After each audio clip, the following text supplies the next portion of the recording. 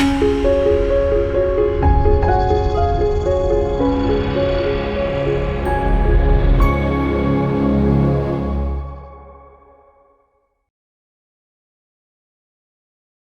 మాత్రం. నేను మీ journalist Navatha. Welcome to our voice.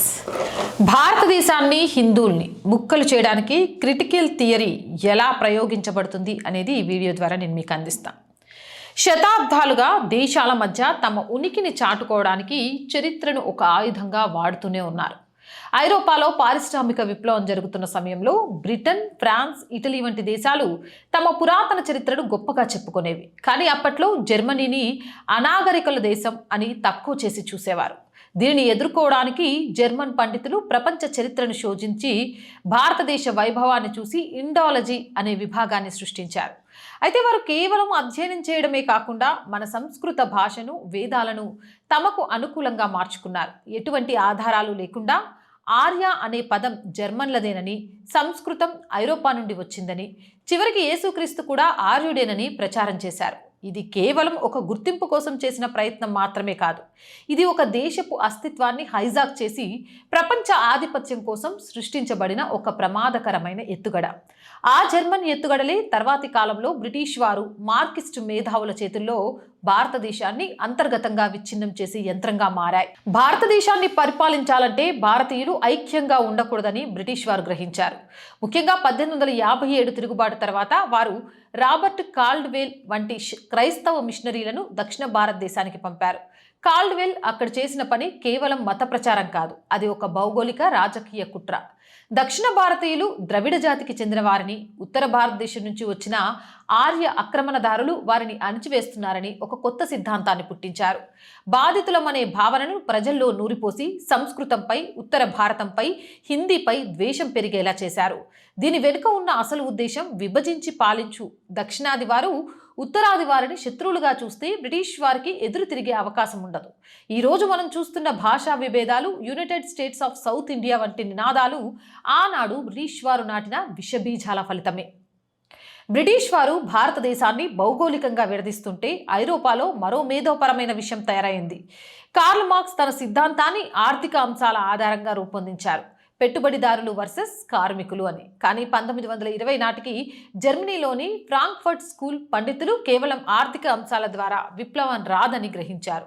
1933లో Hitler అధికారంలోకి రాగానే ఈ మార్కిస్ట్ పండితులు అమెరికాకు పారిపోయి కొలంబియా యూనివర్సిటీలో స్థిరపడ్డారు. అక్కడ మార్కిజం అంటే ప్రజలకు ఇష్టం లేదని తెలిసి దాని పేరును క్రిటికల్ థియరీగా మార్చారు. వీరు యుద్ధ రంగాన్ని ఆర్థిక వ్యవస్థ నుండి సంస్కృతికి మార్చారు. ఒక దేశాన్ని అస్థిరపరచాలంటే ఆర్థిక సంక్షోభం అవసరం లేదని, ఆ దేశపు సంస్కృతిలోని లోపాలను వెతికి ప్రజల మధ్య చిచ్చు పెడితే చాలని వీరు భావించారు. ఏ దేశానైనా అస్థిరపరచడానికి క్రిటికల్ థియరీ ఒక కఠినమైన సూత్రాన్ని అనుసరిస్తోంది. అణచివేసే వర్గాన్ని గుర్తించడం, ఒక బలమైన వర్గాన్ని శత్రువుగా చూపించడం, ఇక ఒక వర్గానికి తాము ఎప్పటికీ బాధితులమే అని నూరిపోయడం. ఇక దీని అంతిమ లక్ష్యం శాంతి కోసం కాదు, ఒక విప్లవం లేదా వేర్పాటువాదం ద్వారా వ్యవస్థను కుప్పకూల్చడం కోసం. నేడు భారతదేశంలో మనం చూస్తున్న అనేక గొడవలు, విభేదాలు ఈ క్రిటికల్ థియరీలోనే భాగమే. సిక్కులు హిందూ మెజారిటీ దేశంలో బాధితులుగా ఉన్నారని, అందుకే వారికి ప్రత్యేక దేశం కావాలని రెచ్చగొట్టడం, హిందూ మెజారిటీతనం వల్ల ముస్లింలకు ముప్పు ఉందని ప్రచారం చేసి సమాజంలో ఉద్రిక్తతలు పెంచడం, సనాతన ధర్మంలోని ఐక్యతను విస్మరించి కులాల మధ్య ద్వేషాన్ని పెంచడం, మెరిట్ కంటే విభజనకే ప్రాధాన్యత ఇచ్చేలా చేయడం, గిరిజనులు హిందువులు కాదని వారు హిందూ సమాజం చేత అణచివేయబడుతున్నారని చెప్పి వారిని క్రైస్తవ మతంలోకి మార్చడం, భాషాపరమైన వైవిధ్యం నుంచి రాజకీయ వేర్పాటువాద వైపు నెట్టడం, సంస్కృతాన్ని, హిందీని ద్వేషించడం ద్వారా దక్షిణాది దేశం నుండి వేరు చేయాలని చూడటం. ఫైనల్గా నేను చెప్పాలనుకుంది ఏంటంటే కులగణన డిమాండ్లు, పురాతన గ్రంథాల దహనం, 2026 నాటికి వినబడే United States of South India వంటి మాటలన్నీ ఒకే ప్రణాళికలో భాగం. ఇది వెస్ట్రన్ మేధావుల క్రిటికల్ థియరీ మరియు బ్రిటిష్ వారి విభజించు పాలించు వ్యూహాల కలయిక. దీని అసలు లక్ష్యం సామాజిక న్యాయం కాదు, దేశాన్ని అస్థిరపరచడం. భారతీయులు ఒకరితో ఒకరు కులాల పేరుతో ప్రాంతాల పేరుతో నిరంతరం గొడవ పడుతుంటే భారతదేశం ప్రపంచ శక్తిగా ఎదగదు. ఈ కుతంత్రాన్ని అర్థం చేసుకోవడమే దీనిని అడ్డుకోవడానికి మొదటి అడుగు.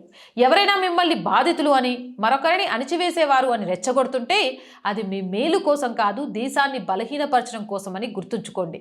సనాతన హైందవ భారతదేశాన్ని విచ్ఛిన్నం కాకుండా కాపాడండి. జై హింద్, జై భారత్. అండ్ వీడియోస్ చూస్తున్న అందరికీ చెప్తున్నామండి, ఆర్ గ్రూప్ ఆఫ్ ఛానల్స్ మీకు తెలిసిందే, our voice, our political, our Sanskriti, ఇవి 3 కూడా మన ఛానల్సే. So please subscribe our channels. మీరు చేసే సబ్స్క్రిప్షన్సే ఈ ఛానల్కి కొండంత బలం. ప్రతి వీడియో కూడా ఈరోజు సమాజంలో చైతన్యం కోసం చేస్తుంది కాబట్టి లైక్ చేయండి, షేర్ చేయండి. ఇంకా ఎలాంటి వీడియోలు చేస్తే బాగుంటుంది అనేది కామెంట్ చేయండి. అలాగే ఆర్థికంగా దయచేసి రోజు అడుగుతున్నానని కాదు, కానీ మీ సహాయం అనేది ఛానల్కి చాలా అవసరం కాబట్టి గుర్తు చేస్తున్నాను. మీకు తోచిన ఆర్థిక సహాయం చేస్తూ ఈ ఛానల్ని నిలబెట్టడం కోసం శత విధాలా ప్రయత్నం చేస్తున్న ఒక అమ్మాయి కలకు సహకారం అందించండి. ఆర్థికంగా సపోర్ట్ చేయాలంటే సబ్స్క్రిప్షన్ పక్కనే జాయిన్ అనే బటన్ ఉంటుంది. 1 to 5 లెవెల్స్ ఉంటాయి. ఏదో ఒక లెవెల్లో సపోర్ట్ చేయండి. లేదా స్క్రీన్ మీద గూగుల్ పే, ఫోన్పేతో పాటు అకౌంట్ డీటెయిల్స్ ఉన్నాయి. మీకు తోచిన సహాయాన్ని అందించవచ్చు. వ్యాపార ప్రకటనల కోసం 8328500576 నెంబర్ని సంప్రదించండి. జై హింద్, జై భారత్.